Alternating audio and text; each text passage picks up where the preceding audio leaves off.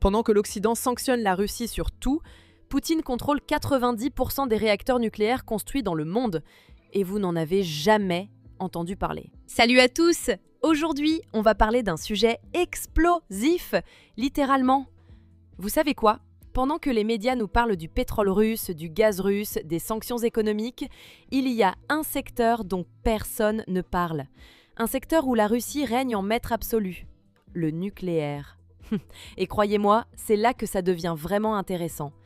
Parce qu'on ne parle pas juste de quelques centrales, on parle d'une domination totale, d'une arme géopolitique redoutable et d'une stratégie qui fait trembler les États-Unis et l'Europe.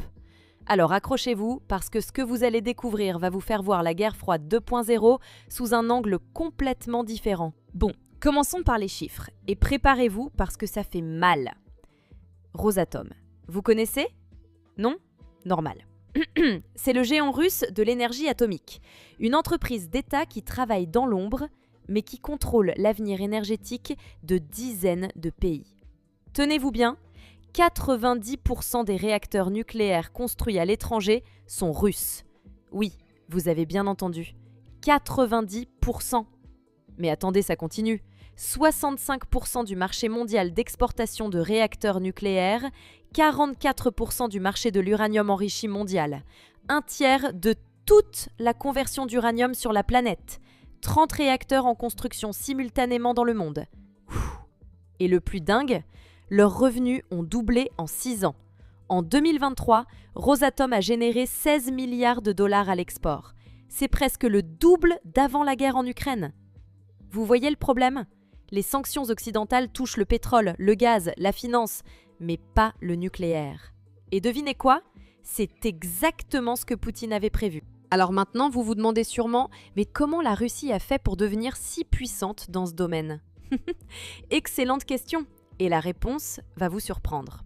Contrairement au pétrole et au gaz, qui sont devenus l'arme économique de Poutine contre l'Europe, le nucléaire russe a été construit méthodiquement, en silence, pendant des décennies.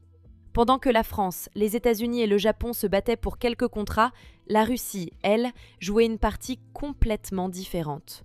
Leur stratégie ? Le package tout compris du nucléaire. Imaginez, vous êtes un pays en développement.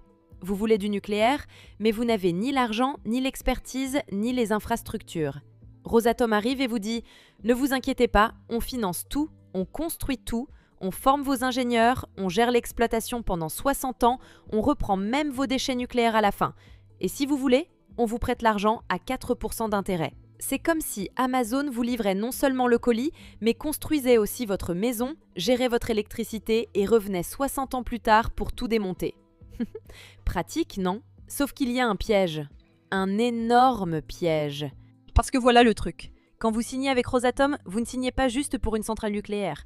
Vous signez pour 10 ans de construction, 60 ans de maintenance, 10 à 20 ans de démantèlement. Au total, entre 80 et 90 ans de dépendance totale envers la Russie. Pendant près d'un siècle, vous dépendez de leurs ingénieurs, de leur combustible, de leur technologie, de leurs pièces de rechange. Et devinez quoi ? Rosatom est le seul au monde à proposer de reprendre les combustibles irradiés. Pourquoi ? Parce que personne d'autre ne veut prendre ce risque financier et politique. Résultat, des pays entiers deviennent collés à Moscou pour les 100 prochaines années. Prenons des exemples concrets. L'Égypte. Rosatom construit sa première centrale nucléaire. Budget ? Financé par la Russie. Le Bangladesh, première centrale nucléaire russe. Coût de l'électricité ? 9,36 $ le kilowattheure. Presque le double d'une centrale équivalente en Inde. Mais ils n'avaient pas le choix. La Hongrie, 40% de son électricité vient du nucléaire russe. Viktor Orban, le Premier ministre pro-Poutine, il dépend totalement de Rosatom pour sa future centrale de Pax. Et ce n'est pas tout. La Bolivie a accepté un centre de recherche nucléaire russe en 2023. Résultat, la Russie a mis la main sur leurs énormes gisements de lithium.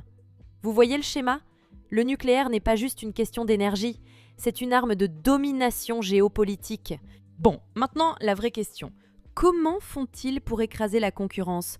Parce que franchement, la France a EDF et Orano, les États-Unis ont Westinghouse, la Chine investit des milliards, alors pourquoi la Russie gagne à chaque fois ? Raison numéro 1, L'offre clé en main totale Rosatom ne vend pas juste des réacteurs. Ils vendent un système complet. Construction, financement, formation, maintenance, reprise des déchets, tout est inclus. Les autres pays, ils vous vendent juste la technologie. À vous de vous débrouiller pour le reste. Raison numéro 2, le risque financier porté par l'État russe. Construire une centrale nucléaire, c'est risqué. Ça peut prendre des années de retard, exploser les budgets, créer des scandales politiques. Rosatom, il s'en fiche, parce que derrière, c'est l'État russe qui absorbe tous les risques financiers. Les entreprises privées occidentales, elles, ne peuvent pas se permettre ça. C'est comme jouer au poker quand un joueur a un budget infini. Difficile de gagner, non? Raison numéro 3, la technologie de pointe et personne n'en parle. En 2025, Rosatom a développé une centrifugeuse de 10e génération, la GC10, qui pulvérise tous les records d'enrichissement d'uranium. Ils ont aussi créé le combustible OS5 qui double le rendement énergétique des réacteurs. Résultat, 2 fois plus d'électricité avec la même quantité d'uranium. Et leur réacteur Brest 300, il fonctionne en cycle fermé. Il produit de l'énergie, recycle ses propres déchets et recommence.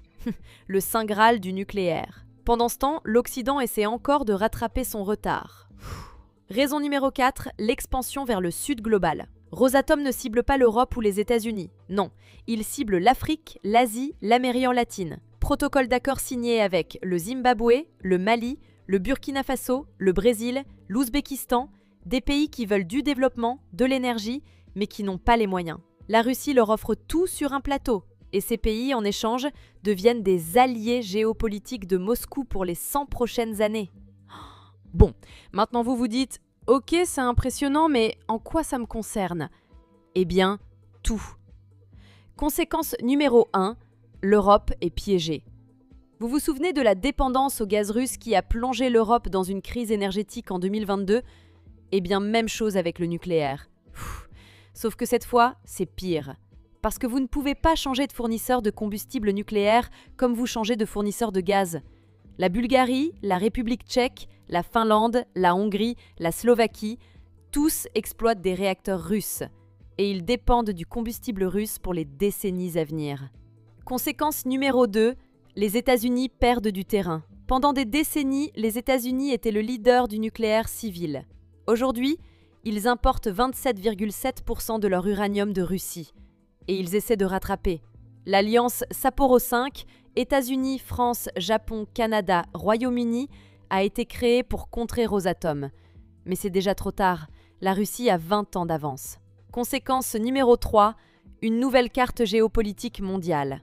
Tous les pays qui signent avec Rosatom deviennent des alliés de facto de la Russie. Pas par idéologie, par nécessité. Vous ne pouvez pas sanctionner un pays dont vous dépendez pour 60 ans d'énergie nucléaire. C'est exactement ce que Poutine voulait. Une influence qui dure un siècle. Pas 4 ans, pas 10 ans, un siècle. Les risques ?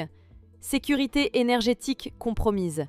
Si demain la Russie coupe le combustible, des pays entiers plongent dans le noir. Dépendance politique. Comment critiquer Moscou quand il contrôle votre électricité ? Monopole technologique. Si personne ne peut rivaliser, la Russie dicte les prix et les conditions. Alors voilà.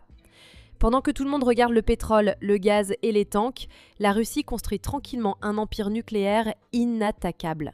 90% des réacteurs construits à l'étranger, 16 milliards de dollars de revenus annuels, 30 projets en cours et des contrats qui durent 100 ans.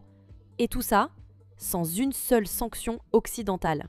La vraie question maintenant c'est, est-ce que l'Occident peut encore inverser la tendance ? La France essaie, avec ses EPR. Les États-Unis investissent dans les petits réacteurs modulaires. Mais est-ce suffisant ? Parce qu'une chose est sûre, tant que Rosatom continue sur cette lancée, Poutine ne contrôle pas juste l'énergie, il contrôle l'avenir. Et vous, qu'est-ce que vous en pensez ? Est-ce que l'Europe devrait sanctionner le nucléaire russe même si ça crée une crise énergétique ? Est-ce que les pays qui signent avec Rosatom font un bon choix ou vendent leur souveraineté ? Dites-le moi en commentaire, j'ai hâte de lire vos avis. Et si cette vidéo vous a appris quelque chose, n'oubliez pas de liker, de partager et de vous abonner. Parce que croyez-moi, on va continuer à creuser les sujets dont personne ne parle. On se retrouve très bientôt pour une nouvelle vidéo. D'ici là, prenez soin de vous et gardez l'œil ouvert sur ce qui se passe vraiment dans le monde. À bientôt.